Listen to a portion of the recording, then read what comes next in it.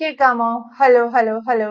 ബലൂചിസ്ഥാനിൽ നിന്ന് പാക് പട്ടാളം മാറുന്നു, അല്ലെങ്കിൽ ബലൂചിസ്ഥാനിൽ നിന്ന് പൂർണ്ണമായും അവർ വിട്ടൊഴിയുന്നു എന്നുള്ള വാർത്തകൾ പുറത്തുവരുന്നു. ഇതിന്റെ ഫോട്ടോകളും ഒക്കെ പ്രചരിക്കുകയാണ്. പ്രശാന്ത് സാർ, എന്താണ് പാകിസ്ഥാൻ ഇത്തരമൊരു നീക്കത്തിന് പിന്നിൽ? ബലൂചിസ്ഥാനിൽ നിന്ന് പാക് പട്ടാളം ഒഴിയുന്നു എന്ന് പറയുമ്പോൾ ബലൂചിസ്ഥാൻ പൂർണ്ണമായും സ്വതന്ത്രമാകുന്നു എന്ന് കൂടിക്കാട്ടാൻ സാധിക്കുമോ? അല്ല, ബലൂചിസ്ഥാൻ പൂർണ്ണമായിട്ട് സ്വതന്ത്രമായിട്ട് അവർ പ്രഖ്യാപിച്ചു കഴിഞ്ഞു. അതിന്റെ പ്രധാനപ്പെട്ട അവരുടെ നേതാക്കന്മാരെന്ന് പറയുന്ന ആൾക്കാർ ലോകക്രമത്തിനകത്ത് പറഞ്ഞു, ഇത് ഞങ്ങൾ പൂർണ്ണമായിട്ടും സ്വാതന്ത്ര്യം പ്രഖ്യാപിച്ചു. അതുകൊണ്ടാണ് കഴിഞ്ഞ ദിവസം ട്രംപിന്റെ അടുത്ത് പറഞ്ഞത്, ട്രംപെ കുഞ്ഞ് ആളിനെ വിടരുത്, ഇവിടെ വന്നിട്ട് പെട്രോളിയം ഉണ്ടാക്കാൻ നിൽക്കരുത്, ഇവിടെ വിട്ടു കഴിഞ്ഞാൽ ഞങ്ങൾ നേരത്തെ വന്നവന്മാരുടെ അവസ്ഥ നിങ്ങൾക്കുണ്ട്. അതാ ട്രംപ് പറഞ്ഞ് പാകിസ്ഥാനിലേക്ക് പോകുന്ന അമേരിക്കക്കാർ സൂക്ഷിക്കണം. മനസ്സിലായല്ലോ? അപ്പൊ അതല്ല, ഇപ്പൊ കഴിഞ്ഞ ദിവസം ഇതിനകത്ത് വലിയൊരു നീക്കം നടക്കുന്നുണ്ട്. പാകിസ്ഥാനെ മൊത്തത്തിൽ ട്രംപ് സംരക്ഷിക്കാൻ പോകുമ്പോൾ ട്രംപിനിട്ട് പാകിസ്ഥാനകത്ത് ബലൂചിസ്ഥാൻ അടി കൊടുക്കുന്നു, ഈ പാകിസ്ഥാനിന്റെ വെളിയിൽ ഇന്ത്യ അടി കൊടുക്കുന്നു. ഇന്നലത്തെ ഈ പറയുന്നത് പോലെ നമ്മളുടെ ഈ ഈ ഈ വ്യോമസേനയുടെ മേധാവി AP സിംഗ് അദ്ദേഹം പറഞ്ഞത്, സിന്ധുവിന് ശേഷം ഇന്നലെ ബാംഗ്ലൂരിൽ അദ്ദേഹം, എനിക്ക് തോന്നുന്നു ഡിഫൻസിന്റെ അല്ലെങ്കിൽ വ്യോമസേനയുടെ ഒരു ഇതിനകത്ത് പറഞ്ഞു, ഞങ്ങൾ 5 വിമാനം തകർത്തു. അതിനകത്ത് ഒരു വിമാനം വ്യോമ പ്രതിരോധ സംവിധാനം, അല്ലെങ്കിൽ അതിനകത്ത് വ്യോമ പ്രതിരോധ മേഖല അല്ലെങ്കിൽ നിരീക്ഷണ വിമാനമായിരുന്നു. 6 എണ്ണം തകർത്തു. അതിനകത്ത് 5 എണ്ണം ഫൈറ്റർ ജെറ്റുകളും മറ്റേ എന്താ ഇപ്പൊ പറഞ്ഞത്, നേരത്തെ എന്തായാലും നമ്മുടെ പ്രധാനമന്ത്രിക്ക് പറയാൻ വയ്യായിരുന്നു. നേരത്തെ എന്തായാലും നമ്മുടെ 3 പേരിരുന്ന വ്യോമസേനയുടെ പ്രധാനപ്പെട്ട നേവി, ആർമി, അല്ലെങ്കിൽ ഈ പറയുന്ന എയർഫോഴ്സ്, ഇവരുടെ എല്ലാം ആൾക്കാരിരുന്ന് പറഞ്ഞിട്ട് ഓരോ ദിവസവും അന്നേരം പറഞ്ഞാൽ പോരെ, ഇന്ന് 2 എണ്ണം തകർത്തു, നാളെ 2 എണ്ണം തകർത്തു, മറ്റേ 3 എണ്ണം തകർത്തു, ഏതൊക്കെയാണെന്ന് പറഞ്ഞുകൂടെ? എന്തായിരുന്നു പറയാൻ ഇന്നലെ പറയിച്ചെന്തിനാണ്? അങ്ങനെ ഇന്നലെ പറയാൻ അദ്ദേഹത്തിന് അധികാരം കൊടുത്തതാണ്. ഇന്നലെ പറയുന്നതിനകത്തുള്ള പ്രത്യേകത എന്താണ്? അതായത് അമേരിക്കയ്ക്ക് ഇട്ട ഒരു അടി, അത് മനസ്സിലായില്ലേ? പാകിസ്ഥാൻ ഇട്ട ഒരു അതിന്റെ കൂടെ പാകിസ്ഥാനകത്ത് ഒരു പ്രശ്നം കൂടി ഉണ്ടാക്കണം. അതുകൊണ്ടാണല്ലോ ഈ പറയുന്ന പാകിസ്ഥാന്റെ പ്രതിരോധ മന്ത്രിയായിട്ടുള്ള ഖാജ ആസിഫ് പറഞ്ഞത്, ഇവിടെ ഒന്നും നടന്നിട്ടില്ല, ഞങ്ങളൊന്നും തകർത്തിട്ടില്ല, ഞങ്ങൾ തിരിച്ചടി അങ്ങോട്ടാണ് കൊടുത്തത്. അതായത് 2 ലക്ഷം പാകിസ്ഥാനകത്ത് ആഭ്യന്തര വിഷയം, പാകിസ്ഥാൻ ഇതുവരെ ഒരുപക്ഷെ അവിടുത്തെ പത്രങ്ങളും അവിടുത്തെ പ്രധാനപ്പെട്ട ആൾക്കാരും അവിടുത്തെ നേതാക്കന്മാരും ഒക്കെ ഇന്ത്യയെ തകർത്തിരുന്നു, ഇന്ത്യയുടെ വിമാനം തകർത്തിരുന്നു, ഇന്ത്യക്ക് പ്രശ്നം ഉണ്ടാക്കിയിരുന്നു എന്ന് പറഞ്ഞ് അവിടുത്തെ ജനങ്ങളെ സമാധാനിപ്പിച്ചുകൊണ്ടിരുന്നത്. അതിനപ്പുറം അറിവുള്ളവർ അങ്ങനെയല്ലെന്ന് വിചാരിച്ചിരിക്കുമ്പോൾ അവിടെ സാധാരണക്കാരനായിട്ടുള്ള ഈ പറയുന്ന ഇന്ത്യയെ തകർക്കണമെന്നുള്ള മാനസികാവസ്ഥയുള്ളവരെ നമ്മൾ ഇന്ത്യ അടിച്ചിട്ടുണ്ടെന്ന് പറഞ്ഞതിനകത്ത് ഇപ്പം ലോകമാധ്യമങ്ങളിൽ കൂടി പാകിസ്ഥാന്റെ 5 യുദ്ധവിമാനങ്ങൾ തകർത്തു എന്നുള്ള വാർത്ത വരുമ്പോൾ, ഒന്ന്, ഈ പറയുന്ന പാകിസ്ഥാനകത്ത് ഒരു പ്രശ്നം ഉണ്ടാക്കുന്നു. പാകിസ്ഥാൻ ഇപ്പൊ ഈ പറയുന്ന പോലെ അമേരിക്കയുടെ കൂടെ ചേർന്ന് നിൽക്കുന്നു. പാകിസ്ഥാൻ വീണ്ടും ഇന്ത്യയെ ആക്രമിക്കുന്ന ഇന്റലിജൻസ് റിപ്പോർട്ട് നമുക്ക് കിട്ടുന്നു.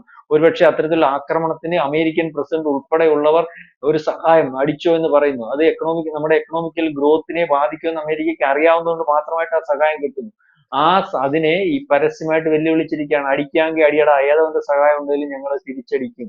അപ്പൊ അത്തരത്തിൽ നമ്മൾ ചൊറിയത്തില്ലേ, ഈ ചില ആൾക്കാർ നമ്മൾ ചൊറിഞ്ഞിരിക്കത്തില്ലേ, ഇപ്പൊ ചൊറിഞ്ഞേക്കുവാ. രണ്ടാമത് വീണ്ടും സിന്ദൂരിനകത്ത് ഞങ്ങൾ അടിച്ചല്ലോ, നീ ചുണയുണ്ടെ വീണ്ടും അടിക്കാന്നുള്ള രീതി പറഞ്ഞേക്കോ. അതിന്റെ കൂടെ ഒരു വിമാനം ചൈനയുടേതാണ് പ്രഖ്യാപിച്ചിട്ടുണ്ട്. ബാക്കി 5 എണ്ണം ആരുടെയാ?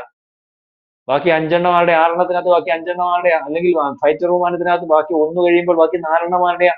അത് നാളെ കാലത്ത് ഇവിടെ ദേശീയ മാധ്യമങ്ങൾ ചർച്ച ചെയ്യും. F-16 ഏറ്റവും കൂടുതൽ ഉള്ളതും കൊടുത്തിട്ടുള്ളതും, ആ കൊടുത്തതിന്റെ കാരണം എന്ന് പറഞ്ഞതും ഈ പറഞ്ഞതുപോലെ തീവ്രവാദികളെ ഒതുക്കുന്നതിന് വേണ്ടി സഹായമായിട്ട് കൊടുത്തിരിക്കുന്നു. F-16 ഏറ്റവും വലിയ ഫൈറ്റർ ജെറ്റ് അമേരിക്കയുടെ. ആ ഫൈറ്റർ ജെറ്റ് അന്ന് കൊടുത്തിട്ട് പറഞ്ഞതും, അത് നന്നാക്കുന്നതിന് വേണ്ടി വരെ കാശ് അമേരിക്കന്ന് കൊടുക്കുക, പെയിന്റ് അടിക്കാൻ കാശ് കൊടുക്കുക, കൊടുത്തിട്ട് പറഞ്ഞ കാരണം ചോദിച്ചു, നിങ്ങൾ എന്തിനാണ് ഇതുപോലെ ഭീകരവാദികളെ അടവച്ച് വിരിയിക്കുന്ന ഒരു രാജ്യത്തിന് ഇത്തരത്തിൽ വലിയ വിമാനങ്ങൾ കൊടുത്തെന്ന് ചോദിച്ചു വന്ന് പറഞ്ഞത്, ഭീകരന്മാരെ ഒതുക്കുന്നതിന് വേണ്ടി കൊടുത്താന്ന് പറഞ്ഞത്. അത് നേരത്തെ നമ്മൾ അടിച്ചു നിലത്തിട്ടു. ഈ പ്രാവശ്യം അത് ഇന്ത്യൻ വ്യോമസേനയ്ക്ക് അല്ലെങ്കിൽ ഇത്തരത്തിൽ നമ്മൾ യുദ്ധം പ്രഖ്യാപനം സിന്ധുവിൽ പ്രഖ്യാപിച്ചപ്പോൾ അത് മറച്ചിട്ടു. അവസാനം നിവർത്തികേട്ട് ഉപയോഗിച്ചു.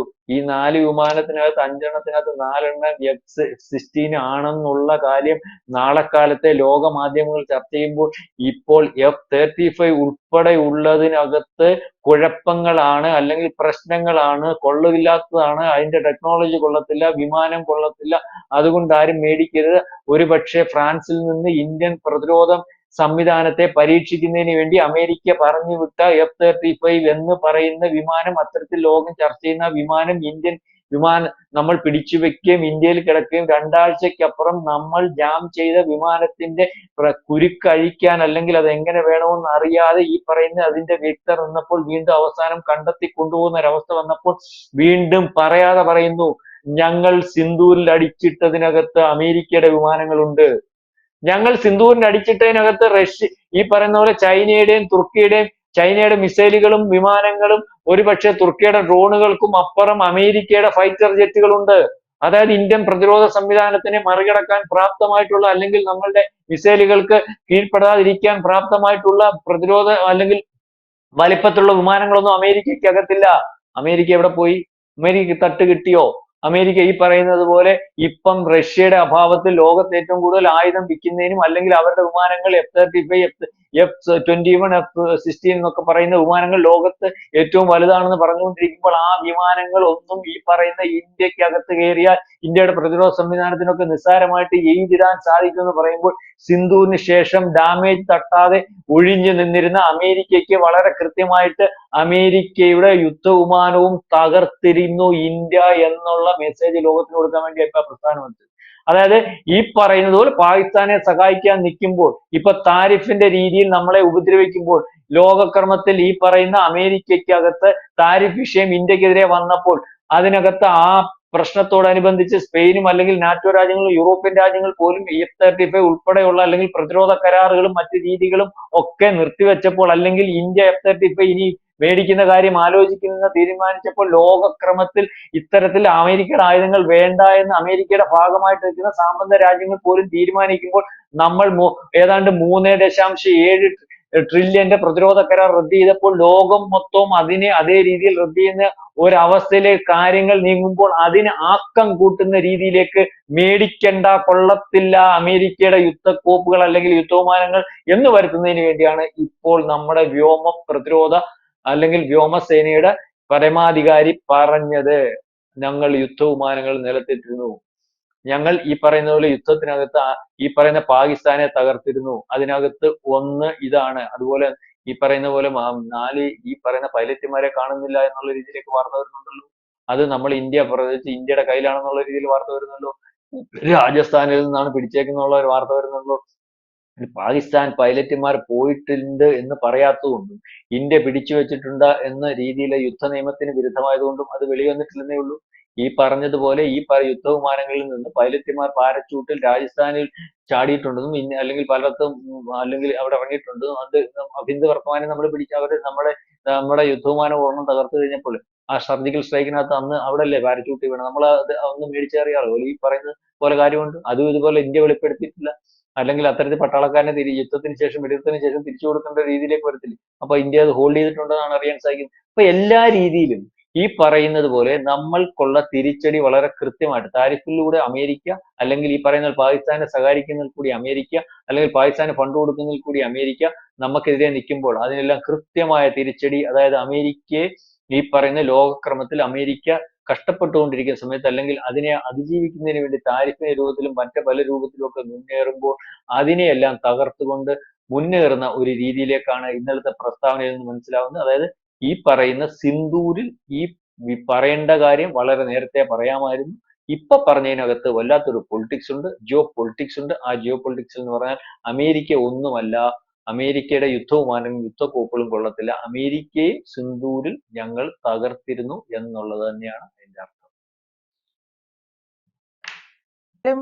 ഈ രീതിയിൽ ഇന്ത്യ പ്രതികരിക്കുമ്പോൾ ഇന്ത്യ ഇപ്പോൾ പറഞ്ഞിരിക്കുന്ന ചില കാര്യങ്ങളിൽ പ്രശാന്ത് സാർ പറഞ്ഞതുപോലെ ജിയോ പൊളിറ്റിക്സ് അടങ്ങിയിട്ടുണ്ട് എന്നാണെങ്കിൽ കൂടി അത് അമേരിക്കയ്ക്കും അതുവഴി പാകിസ്ഥാനും കൂടിയുള്ള ഒരു താക്കീത് കൂടിയാണ്. ഇതൊക്കെ മനസ്സിലാക്കിയത് കൊണ്ടായിരിക്കണം പാകിസ്ഥാൻ അവരുടെ ആഭ്യന്തര വിഷയങ്ങൾ കൂടി പെട്ടെന്ന് പരിഹരിക്കുന്നതിനുള്ള ഒരു തിരക്കിലാണെന്ന് വേണം കരുതാൻ. അതുകൊണ്ട് കൂടിയാണ് ബലൂചിസ്ഥാനിൽ നിന്ന് ആർമി പിന്മാറി എന്ന റിപ്പോർട്ടുകളും പുറത്തു വരുന്നത്. എന്തായാലും വ്യക്തമാണ്. Thank you Prashant sir.